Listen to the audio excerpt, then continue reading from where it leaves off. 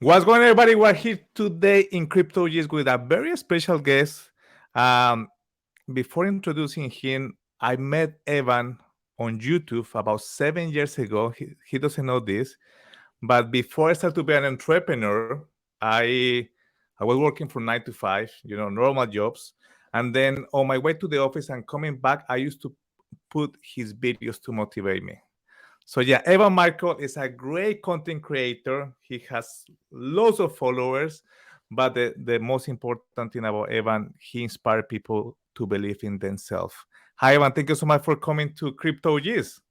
Cool. Thank you, man. Thanks for having me. What's your favorite video?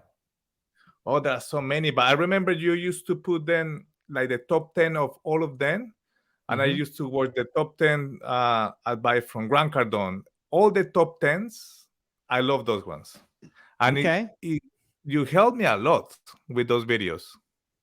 Very cool. That, Thank you, man. This is that- the thing. Like for anybody creating content or projects, uh, a lot of times it feels at the beginning like you're not reaching people and it's not working and you're not getting enough views and you're not getting enough people buying your crypto project and you're just not getting enough growth on the thing. And what we lose sight of is it's actually touching some people's lives, right? Like Andres here tells me the story about 7 years of watching the videos, right? Like, where were you 7 years ago telling me about this stuff, man? Right? Like, most people will never let you know the impact of the thing that you're yeah. creating and how helpful it is. And they may not be active in your Discord telling you. They may not be on your YouTube channel leaving comments. They may never DM you, but the work you're doing is still touching them, is still meaningful, is still having an impact. And so just assume that the thing you're doing is important.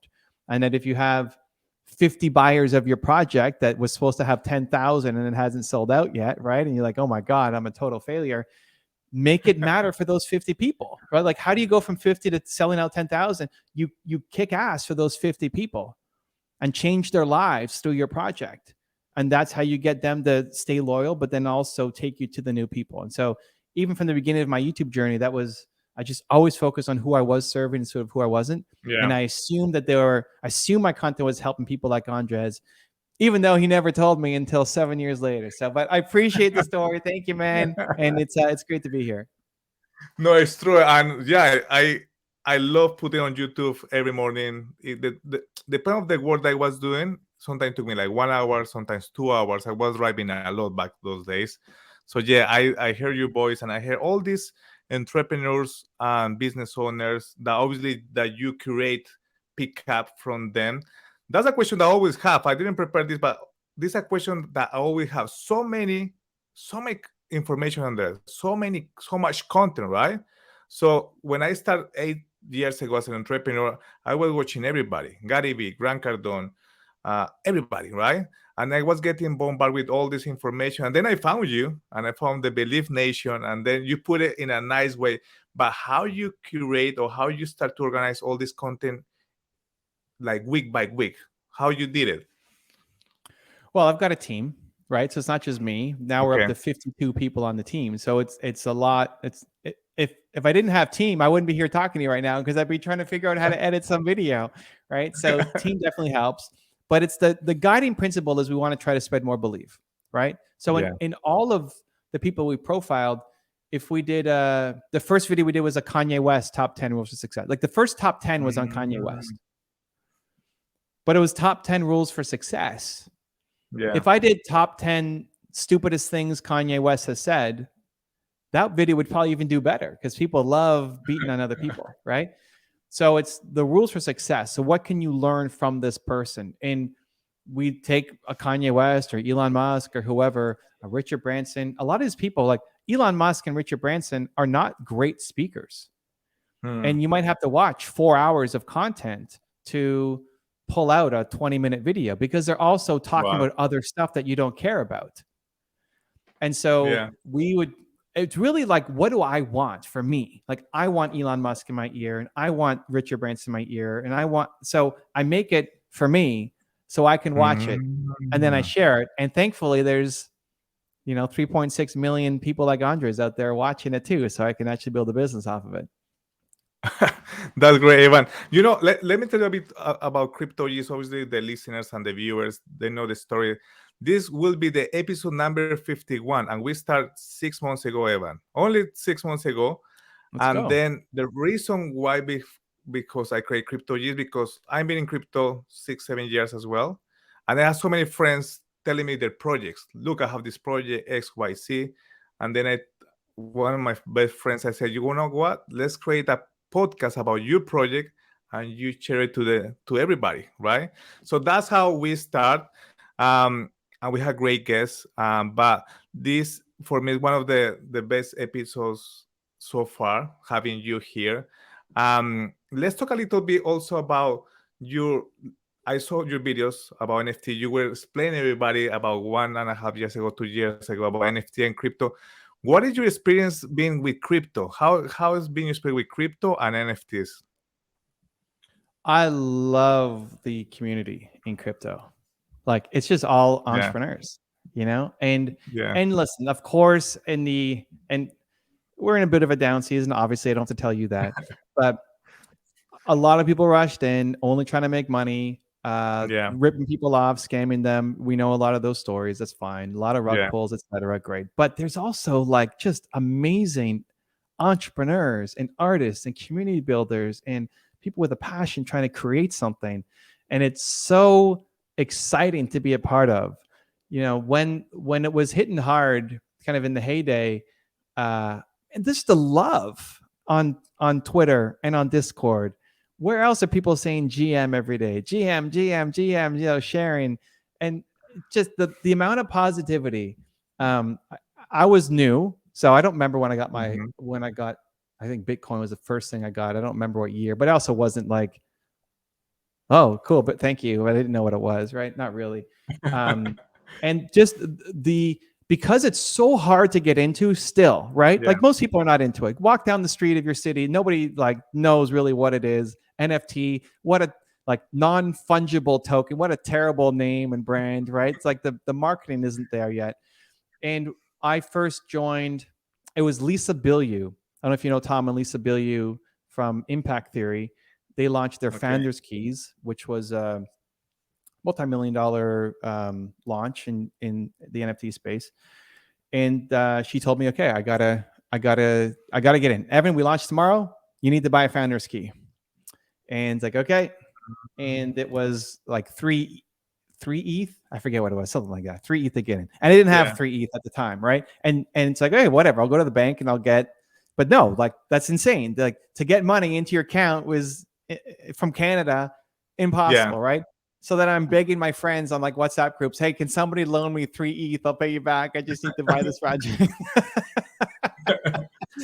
And I got it. So I got my founder's key. I'm in, great. And then I joined the community and like not knowing really what I'm doing.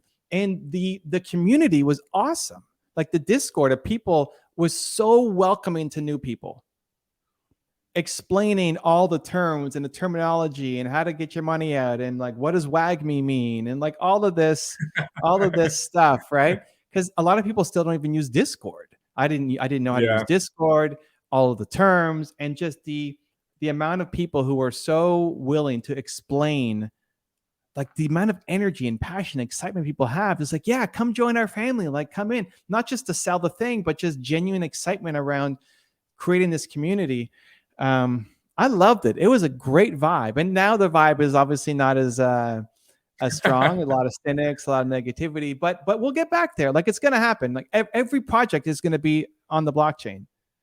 You yeah, think about AI and where it's going, and for every one Evan Carmichael, there'll be 10 million fake Evan Carmichaels because the cost of creating content, like everybody's going to be impersonated. There'll be 10 million yeah. Andres out there that look like you, that speak like you, like that are all AI generated because the cost to create is zero. So how will we know the difference? Well, because it's going to be on the blockchain. Everything you I, create. I, I was Evan. I was watching today a reel or TikTok, whatever, of Will I Am. He was in one of the videos 13 years ago talking about AI, and he was explaining what the band back then, like how he was putting all, like he said, I'm going to record all of this, and then it will be a computer generate improve like doing my voice, and in the video, I can't remember the name of the video, he was predicting the future, right? And I was telling that to a friend. I say, for me, would be for the AI would be quite tough because my accent and the way that I talk. So they have challenge with my accent and the way that I talk. But let's talk about the future and AI. You've been content creator for a long time right now, very successful, interview great people, and they probably became your friends as well. But how you see now the content creation, now talking about blockchain, AI, where do you think we're going in the next 5 years? I think NFTs and AI will come together. I think NFT is the answer for all the AI proliferation of content. Yeah. So, like already, the AI tools are incredible. Yeah. So, like if you're not interested in AI and you're not applying it to your business and not following along, you're losing. Like everybody needs to figure out AI in their business, 100%. It's getting better by leaps and bounds. Like every week, there's some new tool, there's some new thing you can do. It's crazy. We've already accidentally posted a video of me on my channel. My wife thought it was me and she posted it to my Instagram, and it wasn't me. It wasn't my video. It wasn't my voice. It wasn't my script. And my team was just playing around with it and sent it to us as a, hey, here's a demo. And she thought it was something that needed to be posted. So she posted it. What? Already. And like, it's only going to get worse and crazier and more authentic and more real. Like I could watch and say, that's not me, but I thought there's no way, like people will know. But if it fooled my wife already, then it's going to fool everybody. Wow. Right. And was that software, or they put everything together from different AIs? It was different. There's the video AI, and then there's a script AI. It was like GPT to write the video, like to write the script, like write a script about belief in the voice of Evan Carmichael, and then it pops something up, right? And then 11 Labs to train the audio to actually have it sound like me. And I've trained my voice, right? So we've done the recordings and we have all the samples. So we've trained my voice. I don't know what I'm going to use it for yet, but I'm playing with it. Like you have to play with it. So train my voice. The video one, I don't remember which. We're playing with around a bunch of video tools. So I don't remember which video tool we use to make it happen. But yeah, like we posted it, and wow. Then I had to go back and say, oh, this is AI, Evan. You know, but it's only going to get better. But this is where NFTs come in. This is where why it's so valuable, because that still requires a lot of it's GPT plus 11 Labs plus whatever video tool, you know, then to make it into an Instagram video. Like it's a lot of mess to figure all that out. That's all gonna go away. Just like NFTs, it's hard to set up a wallet and figure out Ethereum and buy it and get it. Like it's hard, but that's gonna all go away. That's gonna be the default, right? It's gonna be easy in the future to make that happen. So to make that video happen from nothing will be a couple of keystrokes and then automatic, or like the agent, you know, GPT, the auto agent's going to come out and just, okay, make me 1 million Andres videos talking about crypto, and it'll just spit out 1 million videos. And so how will I know what's real? Yeah. Well, so because we will need blockchain and NFT. That's my thesis, is that, Andres is going to have his own on the blockchain account, and we'll know exactly what he created. Because in a world of fake, that's the whole point of NFTs. Like, you know, just right click on the picture and you own it. No, you don't. That's why it's on the blockchain, right? So how do we tell the difference? Because you now are going to put everything on the blockchain. This is, I think, how we move into, you know, NFT started as just art projects. Yeah. Right. And now is kind of some more utility to it. You get to come to my conference, or you get a entrance into my restaurant or something, right? There's added more utility to move just beyond the art. But now it's going to become, like, I think AI actually speeds up the necessity for NFTs to become mainstream, to be able to tell the difference between original content and manufactured content. So that if it comes out and I see your face, I'm going to see on the blockchain where it came from, and it's not you, so I know it's not real. And that takes me to another question regarding authenticity and being obviously credible. And obviously, we have seen Elon Musk helping the social media communities, talking a little bit about AI and being authentic. And like you just said, you just create another Evan with AI. Imagine you have this AI 15 years ago when you were starting. Imagine that, because you have to go through all of this stuff, doing all the content yourself, the copywriting when you go started. But what I'm trying to say is, what do you think about what Elon Musk and Twitter and now Instagram is doing with the verification? I think it's changing a lot of stuff right now. People is going to pay for the verification. It will be helpful for some people, but at the same time, the people that already make a name for themselves and work hard to get verified, let's call it like that, and now everybody will be verified also on Instagram. What do you think about that movement, that move that Elon Musk started on Twitter and now is happening on Instagram? I think we're early. And Elon Musk came out with the verification and everybody was, raging against him. And then, Instagram does it, a couple months later or however long it was. One, it's been fascinating to watch Elon do what he's doing, because I would like, I've never bought anything Elon. I didn't buy Tesla stocks. I didn't buy anything that he's created, but I also would not bet against him. I wouldn't bet against him. Like, and he's, richest man in the world, or depending on what year or whatever. For me, he's, as an investment, he's too much of a loose cannon, because he'll just do whatever Elon wants to do when and that's his strength and his greatest weakness. So as an investment, I don't, it's too risky. For me, it's too risky, but I would never bet against him either. And so he's doing a lot of mistakes on Twitter, but Twitter was already decreasing in relevancy anyways. So you either, like, you have to find a way to try to fix it. And so he's trying a bunch of stuff. The verification one, I'm not a huge fan of it, because now it's a lot harder. Like the verified tab used to mean something on Twitter. And a verified used to mean something on Instagram. And it still does, but it means a lot less than it used to. And I get that, it's up to Instagram to determine who is, and that's its own little political system and whatever. But now, if anybody can pay, I don't think what we're seeing now is what it's going to be. It's just the early steps. Because if somebody could pay to take Andre, and they're just spending $8 a month, and now they have your account with your face and they're verified, right? So that doesn't really, the thesis is it doesn't work at scale where it's like 1 million accounts, 1 million Andre accounts. They wouldn't all pay $8 a month, whatever, but it's not a complete solution. This is the thing, though. We often judge ideas too early. You look at the NFT market, right? NFTs are going to the moon. It's amazing. Bored Ape, CryptoPunk, let's go. Like, WAGMI, all of this, right? And then, that was the hopium at the time. And now it crashed, and a lot of people are negative. But this isn't the final. NFTs are going to happen. Everybody will have a wallet. Everybody will have it, whether we even call them NFTs or something else in the future. Like, the blockchain is undeniable. It will happen. Everything will be on the blockchain. Everything we do will be on the blockchain. So what we see right now, as much as there's pessimism and negativity, this is not the final thing. And so I look at the same thing with the verification system. They're looking for ways to make money, and they're looking for ways to combat a lot of the fake and the copycat account.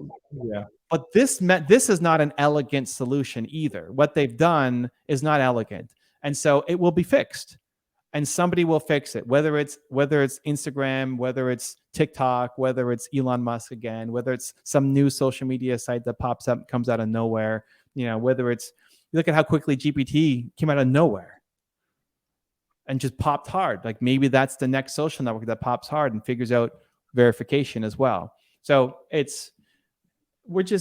don't want to judge. Is it great? No. But I'm also judging an unfinished product. It's like if you gave me your book that's half written and said, Andre, is like, this is not very good. Well, it's half written, so we can't judge it. Something else will come from it. I don't know who solves the problem, but somebody will solve that problem. Evan, you just remind me something. You remember 2020 and 2020? Well, that was 2020 with Clubhouse. Remember Clubhouse?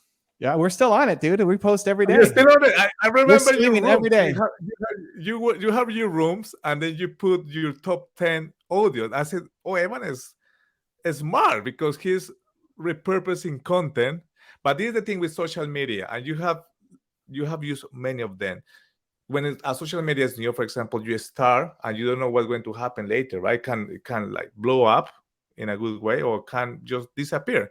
So with Clubhouse, it was kind of like that, and then everybody started to move to Twitter Spaces. But in your opinion, now talking about Clubhouse and Twitter and verification, where do you think we're going with content creation? Let's say it. Do you think it's going to be still video, picture? Where are you putting your energy these days?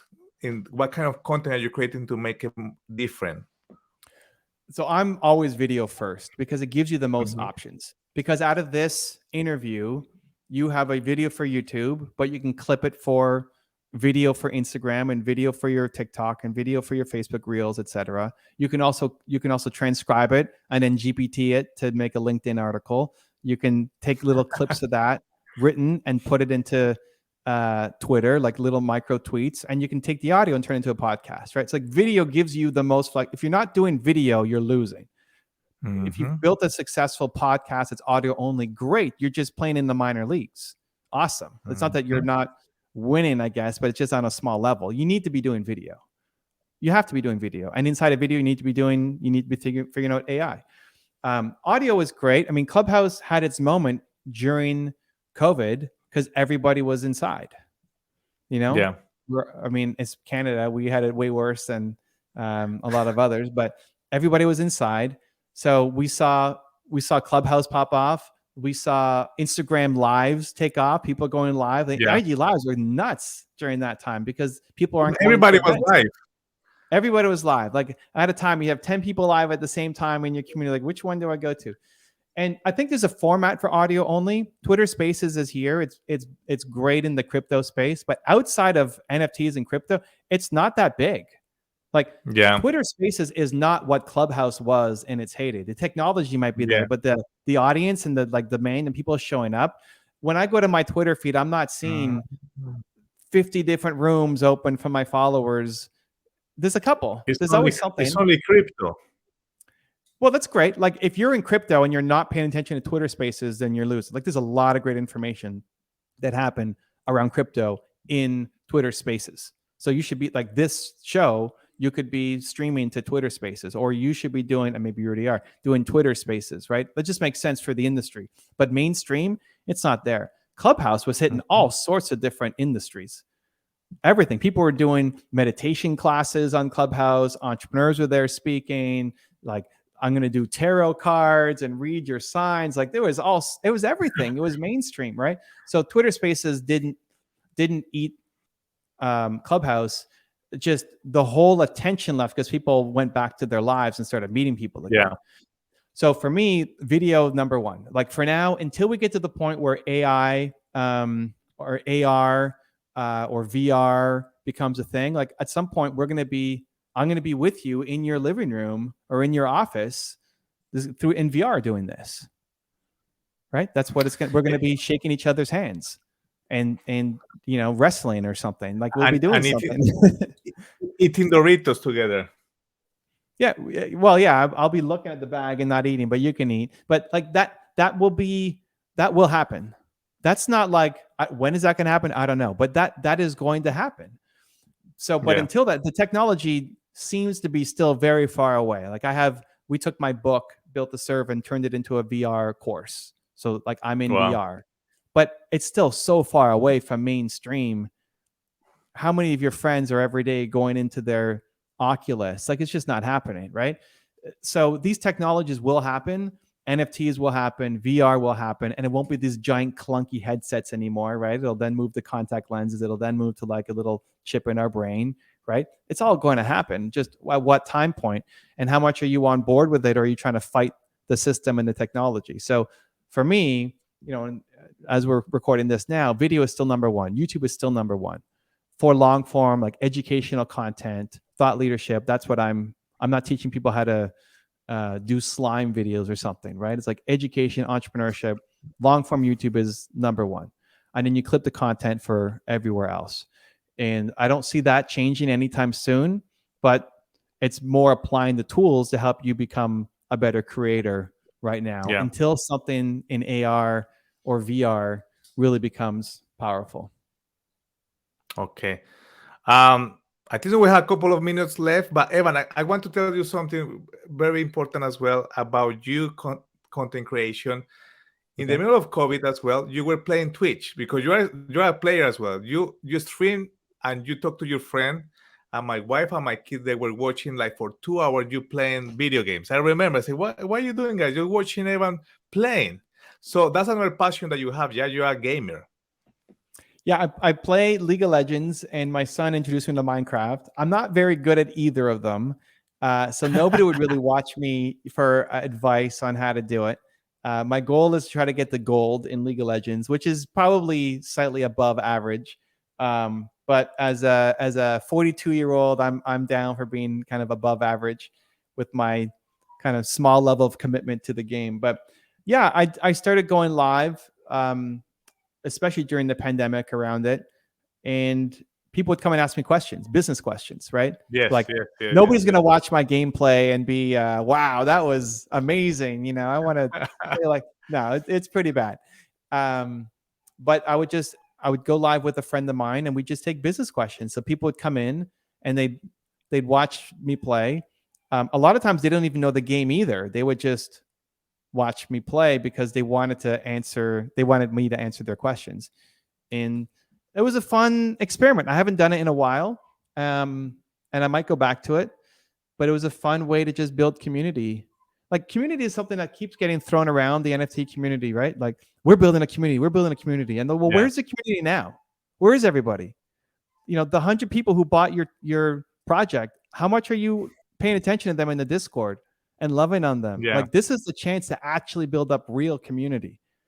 And so a lot of people feel like their projects are underperforming or the floor is dropped and everything's terrible and people are abandoning projects. Like if you actually believe in the thing you're doing, now is the time to start building, because some of the biggest businesses in the world were built in recessionary times. And how much of a recession we're in, economically is up for debate, but the NFT market is definitely in a recession, right? Like that's not up for debate. So now is the time that you win, because there's still a lot of yeah. people into it.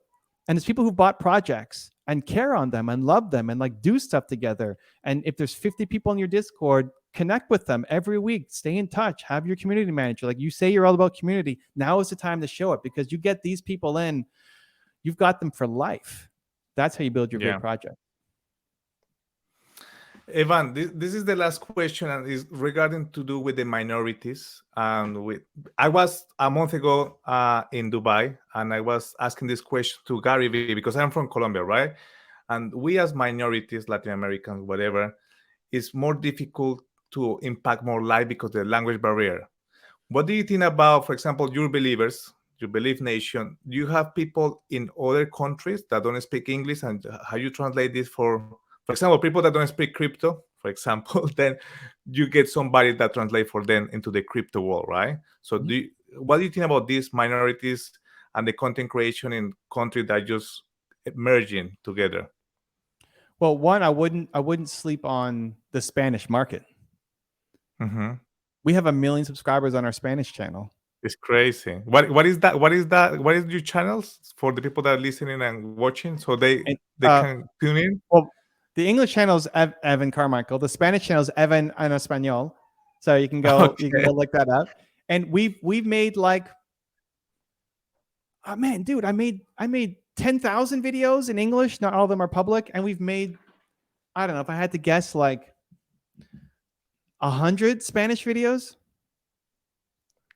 And we've got amazing. 3.6 million on the main channel and 1 point something on the Spanish channel. So do you Like have a lot of? the Spanish market is amazing, and the people are amazing, and the entrepreneur, I mean, I love entrepreneurs. The entrepreneurial drive inside the Latino community is amazing.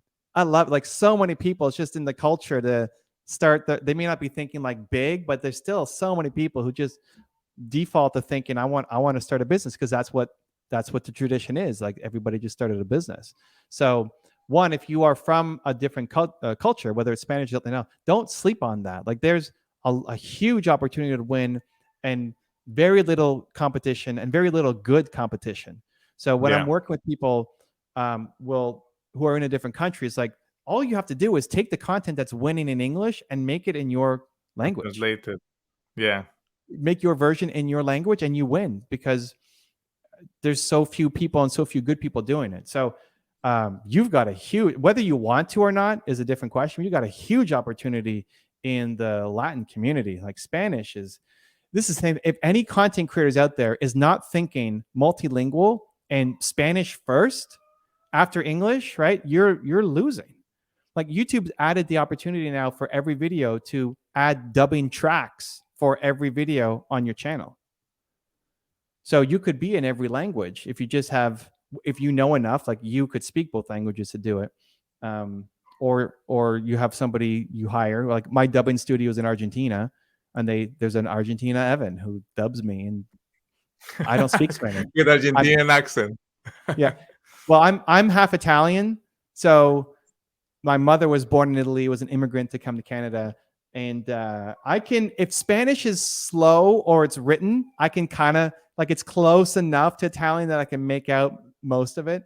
Sometimes people on Instagram like challenge me and they ask me questions in Spanish and they get to see me struggle through like trying to answer it. But yeah, I think one, don't sleep on the Spanish market. It's a huge opportunity for you, especially, but for everybody.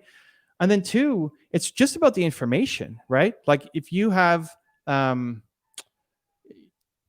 the Spanish accent is great. Yeah. People love a Spanish accent, right? In the movies, you know, the Rico Suave, the guy, it's always like got this Spanish accent or Italian accent or something, right? So it's great. People think of people, it's just a mindset. People think of it as a negative, where it actually might be the thing that people love the most about you. It's just give yourself permission to go off and do it. And if you have better information and you have better guests coming on and you're sharing what you've learned, like people will gravitate towards you as long as they can understand you. And I've understood, like I've been on podcasts all day long with different people today, and there's nothing that you said to like, say that again. I don't understand you, Andre. So it's like, we've been talking English and it's no problem. Like you have an advantage that you can speak both languages. Amazing. Evan, the last question, and this is a random question that I ask my guests in Crypto-G's. What is your favorite animal? Dog. Okay, so we're going to do. Is any specific dog that you like? Go with Dachshund. Dachshund. Okay, we're going to create an NFT for you, and we're going to send it on Binance NFT platform as a present from the Crypto-G's team. So we're giving all of these NFTs to the Crypto-G's community show as a present, as a gratitude for your time. Evan, for helping so many people, helping me, the community, to believe in themselves, to be better entrepreneurs and keep their mindsets all the way up. With your content, has changed so many lives. And guys, the last note is I met Evan 8 years ago on YouTube, and then we connect on Instagram. So make sure you create content to get people attention, that heroes become part of your inner circle. I think that's very important. That happened to you, Evan, yeah, with many people that you interview, that you used to follow them, and now they're in your circle. Yeah, and honestly, it's just outreach. Like this happened 8 years after you watched my video, but it could have happened 1 year. 1 year. Oh, a month. Or a month. Yeah, just like give yourself permission to get rid of the voices in your head that I'm too new, or I'm an immigrant, or I can't speak the language, or like whatever the thing. We all have these stories of why we can't believe in ourselves. But if you sent me a message the day that you saw my first video and said, Evan, this video changed my life, thank you so much, I'd love to have you on my show that I'm starting, there's a good chance I'd say yes. You know, and Evan replied with the pictures always to the video. And something else, my wife, I admire you a lot. She's an introvert, so she understands a lot of the stuff that you go through. So she talks about you all the time, by the way. Amazing. Well, much love to your wife, too. Thank you, right, Andres. Thank you so much for coming, and keep believing. And thank you so much for coming. Let's go. Yes. I appreciate you, man. Thanks for having me. Take care. Ciao.